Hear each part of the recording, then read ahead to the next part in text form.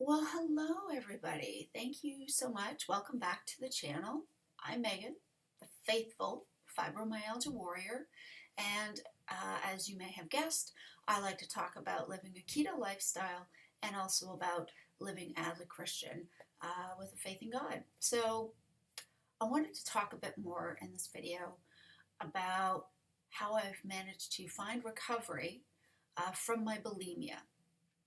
And I just want to start out first by saying that I'm not a therapist, I'm not a counselor. I just know what's helped me. And so I share what has helped me in the hopes that some of us out there who may not only be struggling with chronic pain and chronic illness, but may also be struggling with the addictive power of eating disorders, whether you are anorexic or bulimic, or you have overeating issues, or it is simply issues dealing with food, textures, smells, whatever it might be, disordered eating, or um, low self esteem, poor body image, whatever it might be. There's a whole broad range, whether you've been diagnosed or not.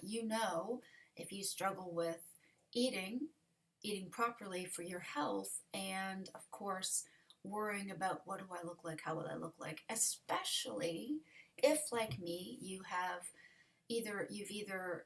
still in the perimenopause phase of life, or you've just started into menopause, which, yay, that's what I've done. Um, so I should let you know that I have been keto now since mid-June, well, since June 15th of 2020. I have been healthy at a healthy weight and weight stable since November of 2020. So a year and a half. Okay. For me, I have all sorts of chronic issues. I've always had gut issues, so I deal with leaky gut, with IBS. I have loads of food intolerances. I have irritable bowel syndrome. I have a sensitive bladder. And on top of that, I also have Raynaud's syndrome. I also deal with anxiety, depression, and I'm in recovery from bulimia. Now, you may look at me and, as my husband would say, think, oh, she's what, 29, 30? Okay, eating disorders, not that common. In truth of fact, I'm 49. I will be 50 in August of this year, although I do think I look pretty great for 49. Um, but up until I was starting on the keto, not just the keto diet, a keto lifestyle, I very much struggled with my self-worth, my self-image, my body image. It was in the toilet. I went through a phase where I was trying to be body positive, but in the effort to love myself for where I was at that time, I allowed myself to eat all sorts of garbagey food, and I put on loads of weight. I'm 5'5". As I say, I'm 49. Because of my fibromyalgia, I'm not able to work out at the gym. Um, and that, for anybody who does not know, basically what happened was back in March of 2014, I had been taking laundry out of the dryer through repetitive motion and movement and constantly bending over and a bunch of who knows other factors. Um, the disc in my lower part of my spine, so just above where your sacrum is, that bony part above your tailbone. So that last sort of soft disc in the spine bulged out, and I couldn't stand upright. Right? I was basically kind of felt like you try to bend a Barbie doll in half, and it kind of gets about that far. That was me. So through osteopathic treatment, which was like a chiropractic adjustments. I went to 2 of those. I tried massage therapy. I was seen by a GP. I got an MRI. Yes, your disc is bulged out. No, we can't operate. You're going to get a cortisol injection, which made it worse, and so on and so on and so forth. Set off my fibromyalgia. And although the disc has retracted a bit back, so it's not irritating the nerve as much, it will likely always be slightly bulged out. So I have to be very careful. So that being said, in the first wave of lockdowns, when everybody was simply, thinking, oh, we might die tomorrow, let's just eat takeaway and not worry about things, okay? And I put on weight, my husband put on weight, but I knew that I couldn't just simply do what I usually would do. I could not do this eat less, move more, because I couldn't move more. And I had to figure out a way to take some of the weight off because I was inflamed. My face was swollen and puffy. My joints were in agony. There was no further pain medication they could give me. I'd been given the maximum of what I could have outside of morphine. And if I went to that step, it would help maybe for a month or two. And then I would get used to it and then it would stop working. Okay, so that's why they don't want to give it to me. So I looked up ways that I could lose weight without having to do a lot of exercise. And I came across the ketogenic protocol. A good friend of ours was doing this, was doing eating windows. So not necessarily ketogenic or carnivore. He was sort of not low carb, but medium carb. He had reduced his carb intake, okay, but it was, for him, he was focusing on specific eating windows. And he talked about intermittent fasting. And now for me, I knew I couldn't do that. And the reason being is because I spent so many years of my life severely restricting my calories that it was a trigger for me. And the reason I'm making this video, just to share with you guys, is that eating disorders, disordered eating, and body image issues are not strictly for our young women and young girls. They're not. As I say, I'm 49, I'm going to be 50. And it wasn't until, I would say I was 47 going on 48. So 2 years ago when I started on the ketogenic protocol, and not only did I clean up my eating, but I also was able to focus back and get back to my walk with God. Those two things are what helped me. Because the thing with bulimia is just because, see, I wasn't actively binging and purging, but I was in my head constantly worried about, did I look fat? Did I put on weight? What if I eat this? What's going to happen here? Do I look okay? I look horrible in this. I can't wear anything. Everything makes me look ginormous, and I can't, how do I lose weight? I can't lose weight. I can't, restrict calories because I did that, and it just ruined my metabolism. Oh, and I have an underactive thyroid. Throw that in there too. So when I came across intermittent fasting, and from there, I went through a bit of a rabbit hole and discovered keto. And there were quite a few people out there. Some of them are great. They honestly don't sell you anything. They just have loads of information, and they were really helpful. They had some great insights and, ways to approach it. And the reason I was so appreciative of that is because I came to understand that there were so many people, women especially, older women in my stage of life, who were coming from a background of disordered eating or full-blown eating disorders. Now, to say that it was learning how to eat bacon and eggs without guilt fixed my bulimia, no, not at all. That isn't what it is. And for me, like I said, I wasn't actively binging and purging at that point, but all those old lies that Satan likes to tell us, were running through my head. Oh, you'll never do it. You're just going to fail. You've tried every other diet. It never worked. You're going to get fat. No one's going to love you.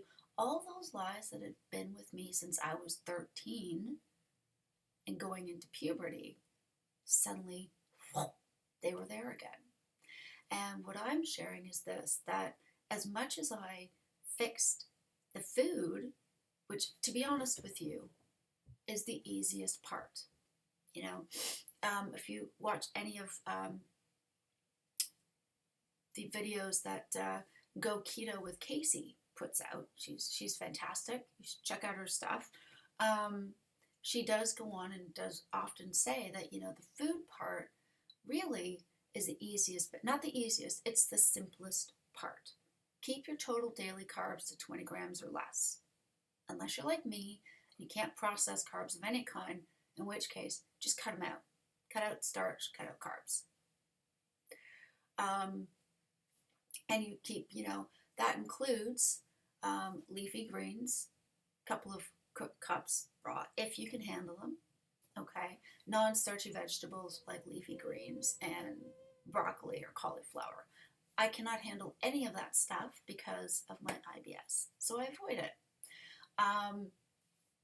The goal is you cut out all your sugars, because the whole point, the whole problem is the whole thing is you want to go from being a carb burner for glucose into a fat ketone burner, which can then still be converted into glucose, which the brain requires through gluconeogenesis. Okay? We don't have to eat carbs. They are not an essential macronutrient. Protein and healthy sources of fat, those are. Because they include building blocks and all sorts of things that our bodies cannot make on its own. So we require to eat those things. So in the animal world, what that means simply is any good cut of animal product that comes with fat. So turkey or chicken with the skin on. So like go for the darker meat, drumsticks, legs. If you're going to have the breast, great, eat it with the skin. Nice bit of crispy skin. That includes full fat dairy, if you can tolerate it, if you can handle butter and full fat like creams or milks in limited amounts, or cheese in limited amounts. Have it.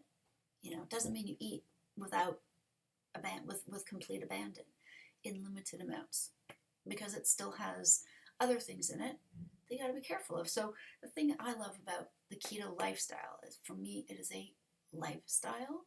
And although I never count calories, if I wasn't careful, calories will still count. But that's as Casey would say, you don't really count the calories, but calories do count. So you got to be careful what you're putting in your mouth and in your body, right? Which I think is fair enough. For me, what I started to notice is that as soon as I cut out all the starches and carbs, and I'm talking not just gluten and cereals and seeds and pulses and nuts and legumes, all of which are no-nos for me anyways, because as I say, I have IBS and leaky gut. So I'm not supposed to eat those things anyways, because my body cannot process them at all. So when I cut out all of that stuff, and I cut out all the hard to digest fruits and vegetables completely, that's when I noticed the weight coming off. And the thing is once I worked out what foods worked for me, like I've shared in other videos, it's some fatty ground beef with a bit of bacon, an egg yolk, and a bit of salt. Maybe some salt, maybe a bit of sauce and mayonnaise on top. And that's it. And that satisfies me. I weigh less, therefore I don't need to eat as much. So I eat less, I weigh less, I'm healthy, but I'm getting enough fat and protein and nutrients to keep my body healthy. Oh, by the way, just to give you an update, I am finally 100% clear of my kidney infection, UTI infection, and food poisoning that has hit me over the last few weeks. So, fingers crossed. But here's the thing. What I realized is that when I was starting to really see the weight drop off, and I was shocked. I couldn't believe it, because I've never lost weight like that before.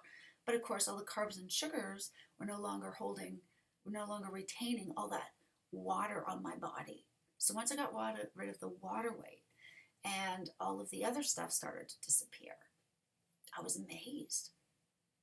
And then I realized I started to become afraid of eating keto, keto, meat heavy, keto, carnivore, whatever you want to call it. And I realized my worries, my concerns, all those things were still running through in my brain. And the reason why was because I had not faced them. I'd done talk therapy a couple years ago, and it kind of helped a bit. But the reality is, I live a life that has stress in it. I have a 21-year-old son who's wonderful, fantastic, amazing, incredible, and has high functioning autism. So we still have to do a fair bit of guiding and supporting. We have an 18-year-old who is going through his own challenges now that we are helping to guide and support, and who a few weeks back was playing around, messing around with a friend, ended up accidentally breaking his elbow. Now he's got a sprained wrist. So that's a bit of a challenge. So it's not as if I'm never going to have any stress in my life. And that's what I thought. I initially thought, okay, if I go keto, I'll lose all this weight. Life will be perfect. I'm going to feel fantastic. I'm going to feel great in my clothes. I'm going to be confident. And all of my worries will go away. And that's not true. Just so you know, that's not true. Every day, I make a decision that I will nourish my body. Every day, I make a decision that I will take care of the body that God has given me. It is a vessel for God to work through. And some days are harder than others. There are still some times where I will look in my mirror as I'm getting dressed and go, oh, I don't know, I don't think I look good in that. Like, there's my belly showing a bit, and I look fat, and it makes my bum look big, and all those ridiculous things that are still there. Now, some of us, luckily, when we get out of our teens, we get on with life, we get married, we have children, we don't worry as much because our focus changes. But that doesn't mean that just because I'm almost 50 doesn't mean I don't still struggle with some of those thoughts and patterns. So how do I deal with it? Well, for one thing, the one thing I've found with keto is that because it has helped me to know that I'm nourishing my body, I am stopping when I'm satiated. I have seen it work. I have seen the weight come off. I've seen my health improve. I have seen my brain fog lift. There's still a bit of a haze there, and there probably always will be because I have fibromyalgia. But the beautiful thing about it that is amazing to me is that in spite of all of these challenges, which, yes, are still there and will be for some time, I can manage them. And the food, that's the first thing. Clean up, get rid of all the other crap, and eat what I know will nourish me until I'm satiated. I eat when I'm hungry. When I'm not hungry, I don't eat.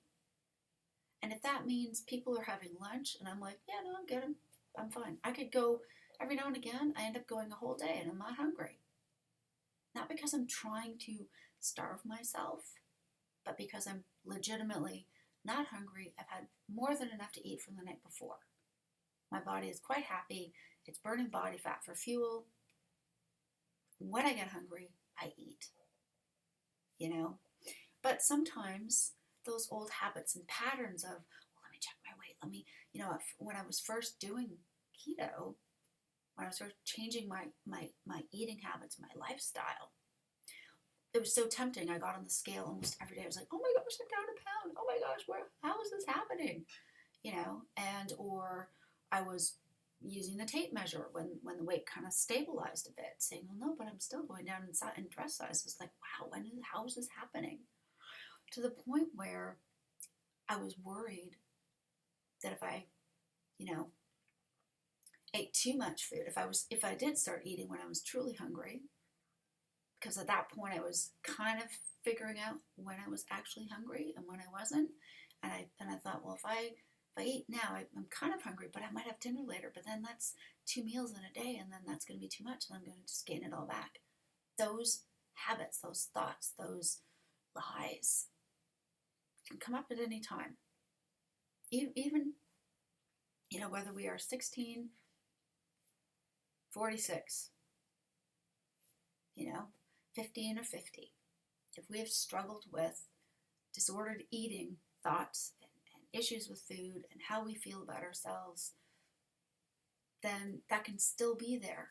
And I wanted to share this video because I wanted to say that I found recovery. First, I had to start on the keto lifestyle because I was eating crap that was making me feel horrible because it was horrible for me, because it was so bad for me, because it was causing me joint pain, inflammation, brain fog, making my leaky gut and IBS 1,000 times worse. All of these factors. And I was previously thinking, oh, I'm just being punished because I've eaten today. Whereas, no, our bodies need nourishment and food. I just wasn't putting nourishment in, and a lot of what I was choosing, I don't know if you would technically consider it food as far as fuel's concerned. It was something edible, but certainly not edifying for my body. But the key came for me when the brain fog lifted and I started to feel better physically. I was able to finally look at where I was at emotionally and spiritually in regards to bulimia, in regards to my struggles. And it was talking to a good friend, well, a woman who became a very good friend of mine in Ottawa, that we spent several weeks just talking, and I shared about my eating disorders and how I still struggled, and trying to see that food isn't evil and all this. She helped me with that, and she also helped me find my way back to God. She and I talked and we prayed a lot, and she helped me find my way back to my relationship with God and help me be restored in my faith. And I will forever be grateful for Melanie Singh, who had done and does do so much. And for me, to be honest and truthful, the key to me choosing recovery every day is eating keto and nourishing my body properly. And it is also about my walk with God. Realizing and remembering and understanding that all these little lies on tape are just that. They're lies. They're lies from Satan. Why? Because he wants us to be feeling like we're trapped, like there's no hope, like there's nowhere to go. So if you can get us caught in addictive eating habits, bad eating patterns, or get us caught in substance abuse, alcohol abuse, gambling, sex addiction, whatever it is, those are lies from Satan.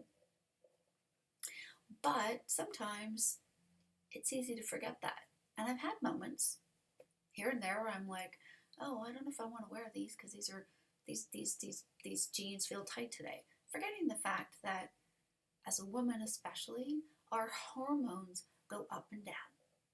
Our stomachs will bulge out a bit after we've eaten as our bodies digest, and then they go back to normal, and any waste comes out later. That's how the bodies work. That's why our stomachs are so stretchy and flexible, so that they can expand during the digestive process, and hopefully all the gases get passed out, and then everything goes back to normal. And that's how it works, especially for women. And as I'm, finally starting to see, especially now as I've started menopause, and that's a whole other thing, managing appetite. Am I truly hungry, or is it the menopause? Am I really wanting to sit down and eat this, or is it just my hormones going out of whack? That's probably a whole other video. But I hope this has been helpful. Share this with anybody you think it might help, because here's the thing. Not everybody who has either an active eating disorder or is stuck in those eating disorder thought patterns is a teenager or a young woman. In fact, a lot of them are probably my age, because at the time when we first went through all this, there really wasn't anything out there. When I was at my worst at about 18, my parents were told, they did what they thought was right. They took me to see a nutritionist, right? I knew what I was supposed to eat according to the nutrition tables, which I now realize are wrong. But anyways, I know what I was going to be told to eat.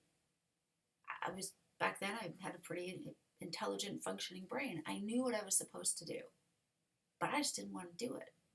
because I didn't want to put on weight. So I was severely restricting for decades. For decades. But I make this video out as hopefully hope for those who may be struggling. Whether you've, like I said, maybe you had full-on bulimia, maybe you were anorexic, maybe you were something in between, maybe you ate, but you ate only because, oh, it's 8 o'clock, I must eat. It's 12 o'clock, I have to eat. Not because you were ever hungry, but maybe there's other issues. I don't know. I hope this helps. I wanted to make this video to say that, look, I'm not going to come out here and say, go keto and you will never struggle with an eating disorder. No, not at all. That's not what it is. Keto helped me get my food right, but it was my relationship with God that honestly helped me make the difference. And finding a connection with somebody else who had similar struggles. And again, as I say, my friend Melanie Singh, she and her husband lead the Ottawa Church of Christ in Canada. She's wonderful, lots of wisdom, a loving heart. If you have any questions or problems, definitely check out their church website. But that's what helped me. That's what helped me. And the thing is that recovery is a decision every single day. Okay? It's not like I'm recovered and then that's it. I'm done and I never struggle again. No, it's a decision every day. So I have to decide and pray every day that I will eat when I'm hungry, stop when I'm satiated, follow the very simple lines of keto, and keep it in the day. So what I want to say is I'm not making any sort of crazy promises like that because I can't. It was not keto that helped me find recovery. But Holy Spirit was pushing me towards keto. And once I was on it, my brain started to clear up. The Spirit nudged me back to God. And, at just the right time, when the world was in lockdown and everything was virtual, 2 years back, I reconnected with Melanie and her husband. My husband and I both did. And we began a great friendship. And she worked with me and helped me, and we prayed together. And she helped me find my relationship with God. And she also helped me through that, through prayer, through faith, for those of you who perhaps have gone in rooms for different addictions, God is my higher power. And I understand not everybody has that same faith, of course. Whatever you choose, whatever is your higher power, that helps you realize you don't have to fix it by yourself. Because if we could fix this by ourselves, we would never struggle in the first place, right? We need help. For me, it's God and my faith in God. For you, I don't know, could be whatever. But it was finding keto that allowed me to get healed enough, brain fog and physically, to see that I was still trapped in those lies and those addictive thought patterns and behaviors. And then I was able to then turn to God and let go of it. And it helps. It really does. So I hope this has been somewhat helpful. I know it's a bit of a long one, two-parter. I hope it's been helpful. I hope in some way it's encouraging to you. And please, if you think this might help somebody else, please feel free to share it. I found that, sometimes for me, I had a lot of these conditions and then fibromyalgia came on top of it. But I know for some people, they might have fibromyalgia and chronic pain, and then these other conditions come with that. So I'm hoping that this may be of help. I firmly believe that both things can go hand in hand and can really help us. If you want to know more about, if you are a Christian and you are a person of faith and you think this might help you or somebody you love, please share it. please, let's get the message out, right? Let's be a community. Let's get the message out. Is that up to a certain point we can do things, and after that we need help. And I personally believe we need God's help. So let's try to do that if we can. And that includes, that doesn't have to mean pray harder, try to be, do more works. No, it's not about that. It's about through prayer and connection, we surrender. We ask God to help us. And, we find somebody else who's like-minded that we can talk to, who can help us actually unpack why do we struggle with these thoughts, right? How can we help each other? Anyways, if there's anyone you think it might help, please, please, please, please share this. And as I say, I am working on figuring out the tech side of things, but I'm hoping to next month have a live stream. And the topic will be about living with fibromyalgia and chronic pain, how keto helps me, how faith helps me, and also dealing with the mental health aspect. As you'll know if you've seen my other videos, although I am absolutely a strong supporter of prayer and prayer life and faith, God also gave us doctors and prescriptions for a reason. And if those things are going to help us with our mental health as well as prayer, then absolutely let's do it. Let's talk about it, right? Let's really talk about it in the faith community. That we can pray, but if we have chemical imbalances and we are struggling and we're not finding that peace just through prayer, we may need to see a doctor, and that's okay. We may need to still get some counseling or help if we are still struggling with addictions, whether it's, like I say, substance abuse, alcohol, cigarettes, caffeine, sugar, eating disorders, anything. That's okay. There is room in the world for both, and I think sometimes both are absolutely needed. So anyways, guys, I think that's going to be coming hopefully sometime next month. If either next month or sometime in April. It's coming. I'm working on it. I haven't forgotten. That's what I'm kind of aiming for. Hopefully mid-March, either mid-March or maybe mid-April around Easter time. That's it for me now. For now, guys, please, please, please, if you haven't already, please subscribe so we can be a community. Let's support each other, right? Let's be there for each other. That's the whole point. That's why I do this. I am not getting paid for this. I do not want to get paid for this. I just want to share what has helped me with as many of you as possible. And some of you, if you, like I say, if you're already Christian and you already have a faith, fantastic. Let's share that with each other. Let's inspire each other. Let's share that with as many people as we can. And hopefully along the way, we can share about being keto and how that can help too. That's it for now, guys. It's always great getting your support, and I so appreciate it. Have yourselves a great day. Thanks for all of it. Thanks for everything. Love you guys loads. I will have more content before my live stream. Like I said, that actually I'm going to be away at the end of March, so the live stream is probably going to happen around mid-April, closer to Easter. Other than that, I will keep putting in content. Please leave your comments. Love you guys for your support. Yeah, that's it. Bye for now. Take care, and see you in the next video.